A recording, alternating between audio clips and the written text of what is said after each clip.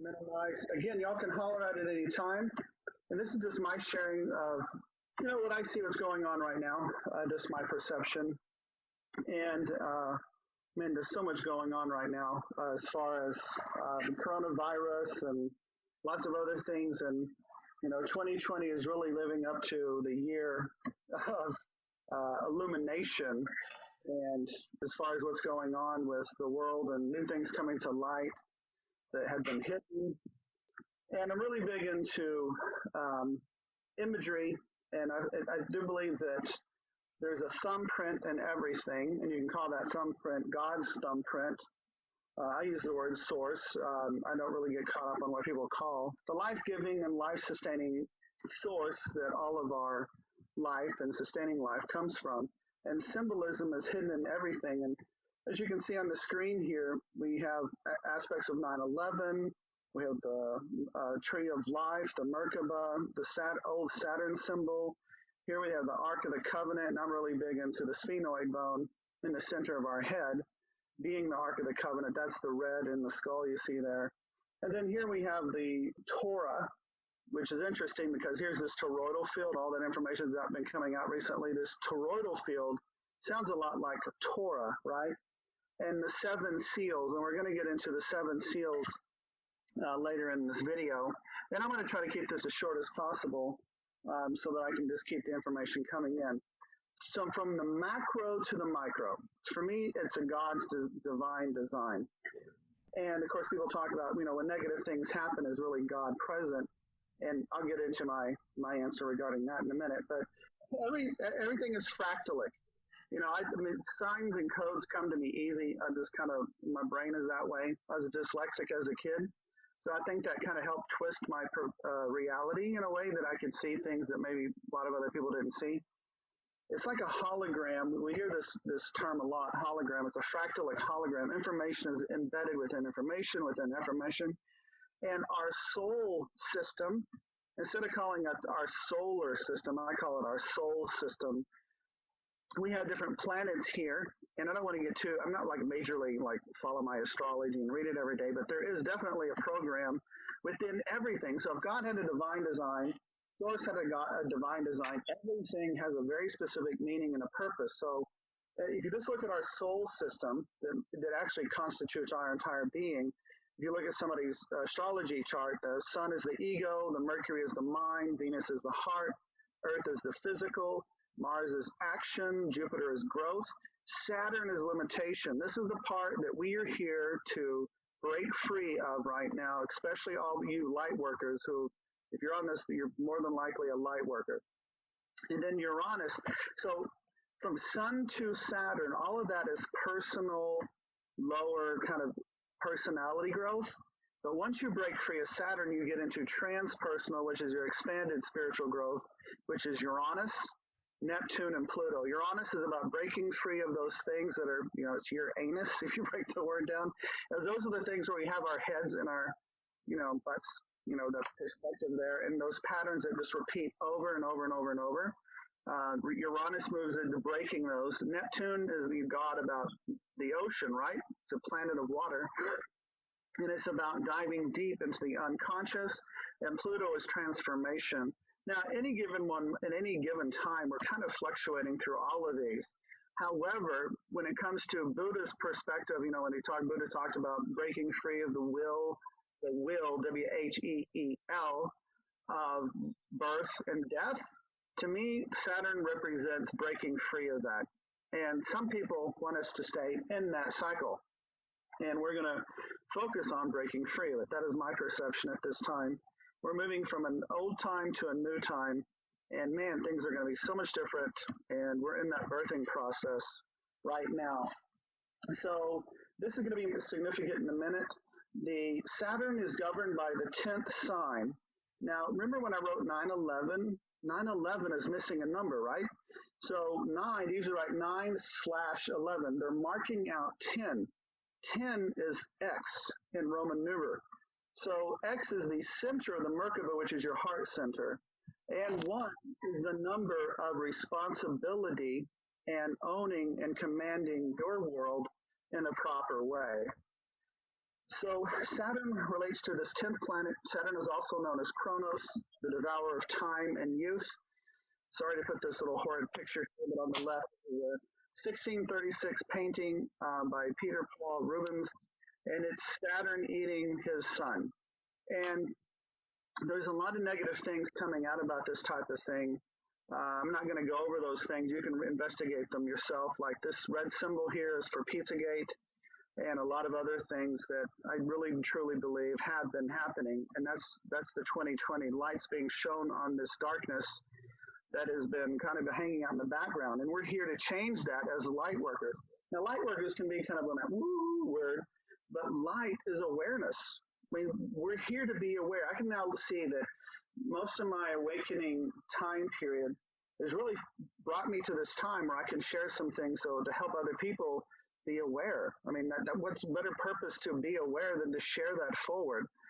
So we're going to be talking about breaking free of the controlling system, and that is really what is happening in the background. You know, even though we're all locked up with the coronavirus, and we're all secluded, there's lots of things still happening on the big stage, and we're here to help change that, I believe. Now, any type of focus and prayer really helps, but to me, I think there's some specific things we can do. So there are a select group of people on this planet trying to control the rest of us. They have been taking away the most precious gift we were given by Source, which is our will, our ability and freedom to choose for ourselves. And that's what's coming back online. We're entering this new age where it's going to be really, really important for us to own and command our thoughts, our feelings, our words in a higher level. So 10 reduces to 1, which represents self-responsibility, taking ownership of our thoughts, our feelings, our words, and our actions. There are, like I said, a select group of people trying to control us.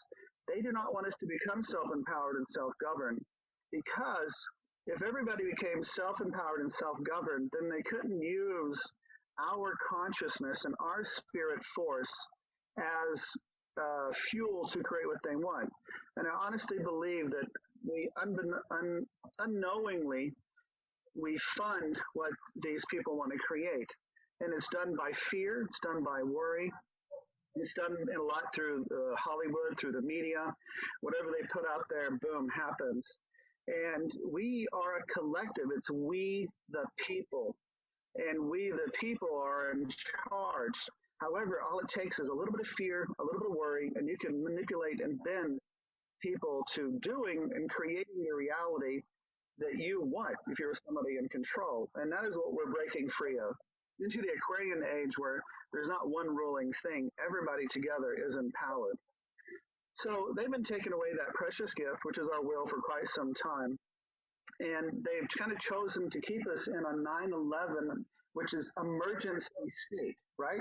And again, here you see the symbol 9/11, 10 is crossed through. So 10 is missing, which is the self-empowerment number. And in the tree of life, that's the heart center. So by keeping us in fear and worry, we stay out of our heart center where our true power is. And whenever we're in a state of fear and worry, it keeps us in that emergency state, which keeps us from spiritually emerging. Now, yes, sometimes spiritual or let's say emergencies can create emergence for the sheer need of it. But in general, an emergency state of worry and fear keeps you out of your power. So we're going to break free of that. And this is the cool thing about what's coming up now is this is all coming to the surface so we can break free. So I love symbolism, and all the movies about X-Men, that little symbol here, that's about those spiritual gifts and the spiritual powers that we truly have. We all have very special gifts and powers. And, in my opinion, we're all sons and daughters of God, Source, and we all have this divinity. However, we've fell from that grace, and now we're reclaiming it. So what can we do, and how can we break free? Well, number one, it has to happen inside of us first and then out. If you push change from the outside, you will hit resistance. Earlier today, I was looking on Facebook and I saw where a bunch of people with their guns and everything. I can't remember exactly where it is. Somebody can chime in if they remember. Showed up like on the steps of the courthouse. Michigan. Michigan, that's it. And they were resisting. They were resisting being told to stay at home. And the only thing about that is all that's going to do is create more resistance, which means, okay, now we're going to call in the military, martial law kind of thing. We have to change it from the inside. So everybody that is aware and conscious, we can take this and work from the inside and make some really great changes within ourselves. So we fell from our grace, and and this is even in Genesis, where here we are in the Garden of Eden, talking to God, Source, like we have constant communication. There's no doubt that we're connected. We know it, we feel it, we can, it's tangible. However, judgment and fear and worry, separation, the concept of separation, eating from the tree of knowledge of good and bad, we were blinded to this beautiful place that we live on, because the Garden of Eden isn't one place on the planet, it's the entire planet. You can't walk one step without being in the garden. And we are here now to change this new reality where we come more into this like Aquarian age, where we are reclaiming our divinity. We're divine. We are absolutely divine, and we've been duped and told that we're different. We are divine beings, divinely designed.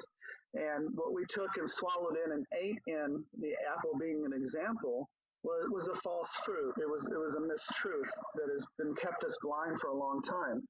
And by getting back our divinity, we began to become what we truly meant to do, which was stewards of divinity and the planet. In other words, we steer the direction the planet goes in collectively. We, the people, we're the body of it altogether. And Christ is an example of that. I believe in all walks of life. I was raised Baptist, so I have a lot of religion history related to baptism. But I believe Buddhism and everything else fits in here, because to me, God sent many different people to spread the word, because there's one white Caucasian Jewish person going around delivering the message. That's impossible. It has to come in many different ways. So Christ has kind of shown us the way to do this. He did it himself, and he helped others to do the same. So he completely aligned with Source, which is taking his divinity. He's like, I and the Father are one. I am the Son of God, right? Taking that and owning it. So completely aligning with that and owning that you really are a divine being, and not accepting anything less than that. And that may seem like blasphemy, but it's quite the opposite, is how it's meant to be.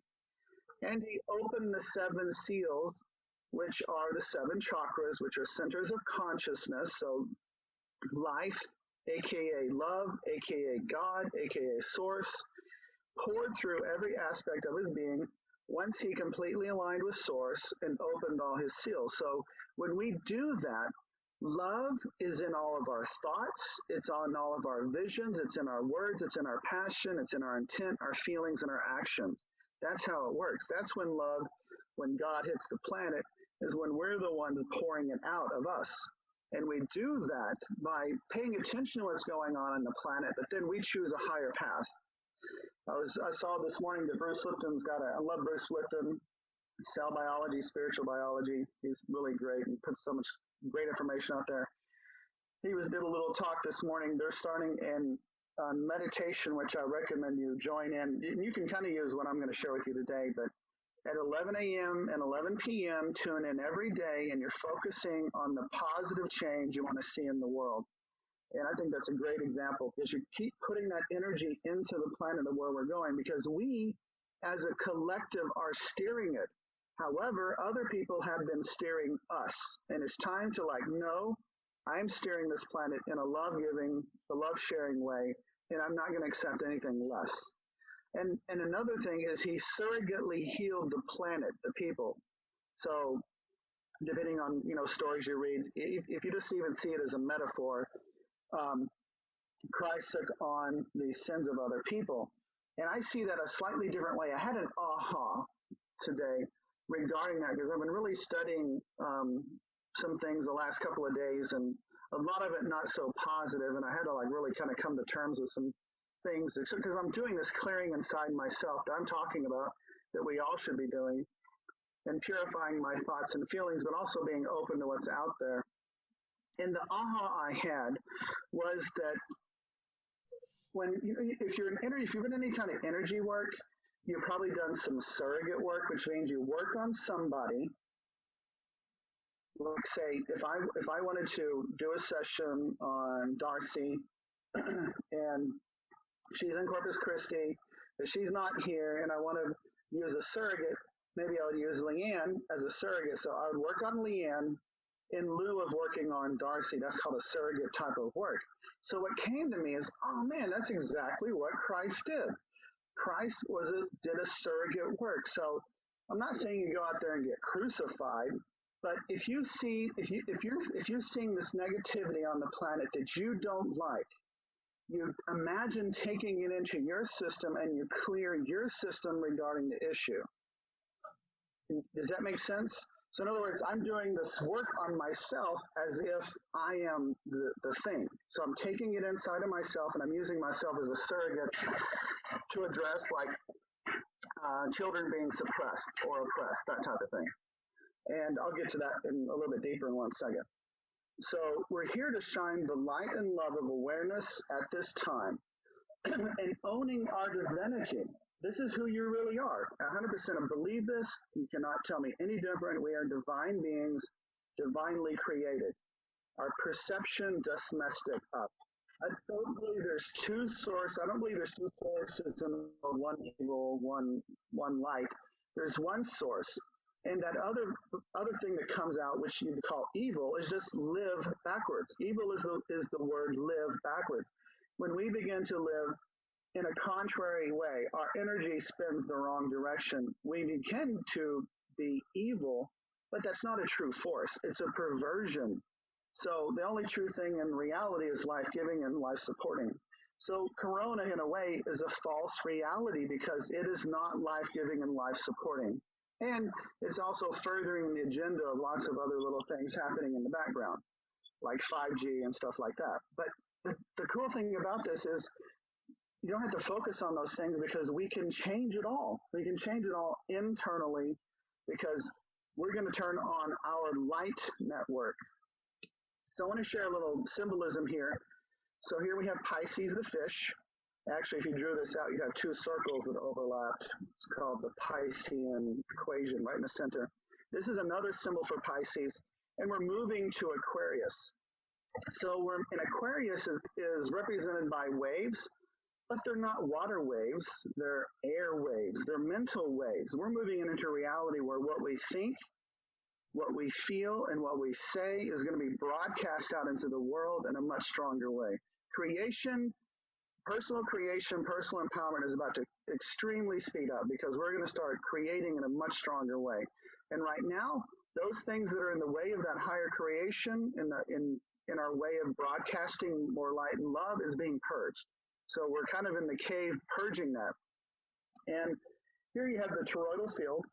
And the toroidal field is our energy field, and we broadcast from that center, just like the Earth has a toroidal field. Our galaxy has a toroidal field. And right now I'm really feeling a lot around solar plexus and throat, which are they're yin and yang of one another. All upper three chakras are feminine, all lower three chakras are masculine. So the solar plexus masculine is about power, and you don't have power unless you speak up. And we're going to go into that just a little bit.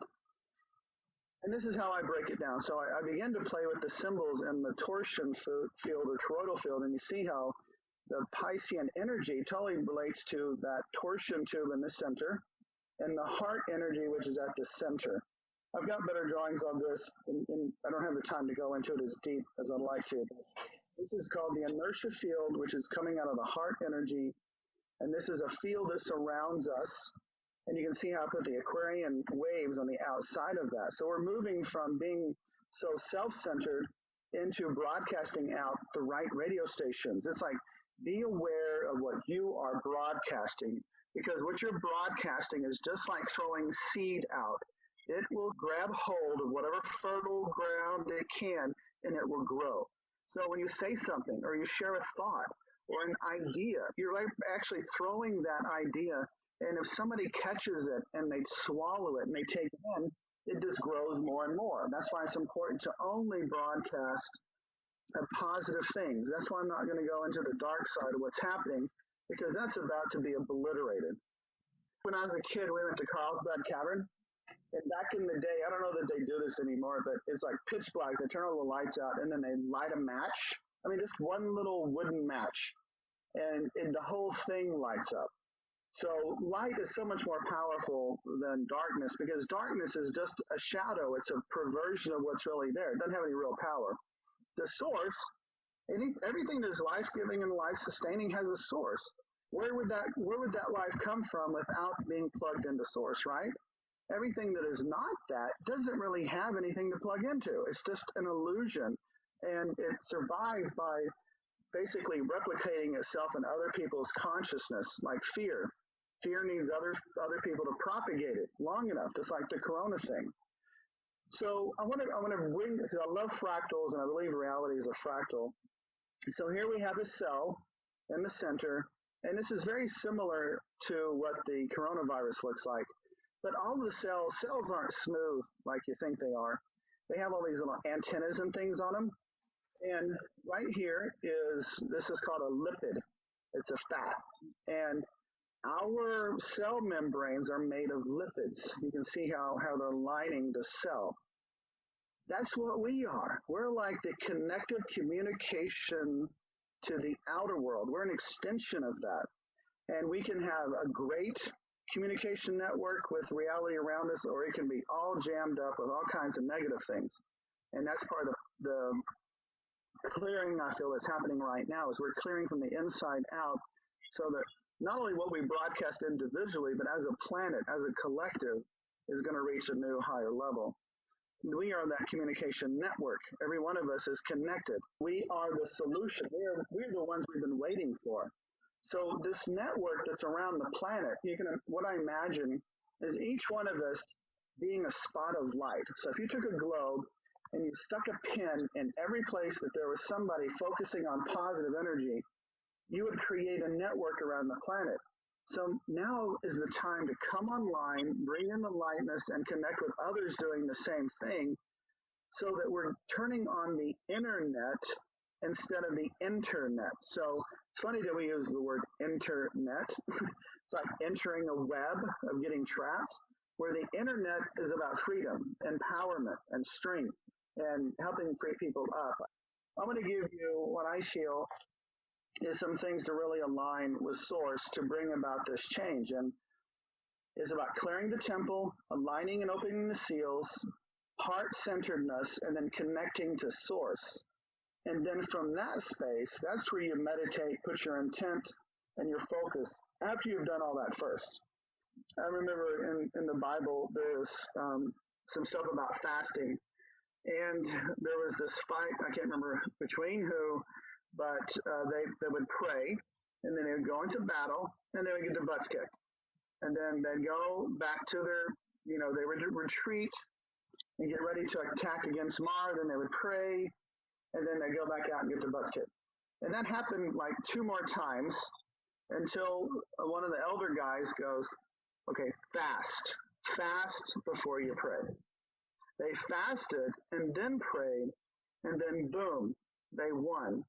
And what that represents, fasting is focusing and clearing yourself and aligning your intent. It's showing up and saying, I'm serious about this, right? So we have to clear the temple. Align. John? Yeah. Can I make a comment on that? Of course you can. In my opinion, the fasting would be fasting from negative thoughts and doubts, that you can actually do that. So it's, for me, fasting is clearing yourself of those negative thoughts and doubt and uncertainty. I 100% agree.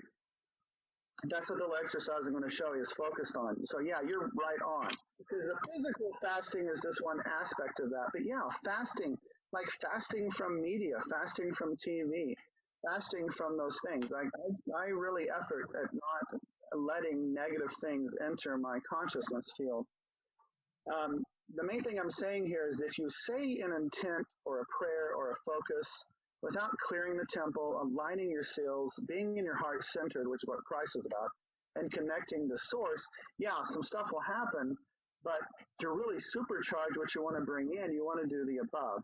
So it's like The Secret. Most everybody on this has heard of The Secret, the law of attraction, the law of alignment.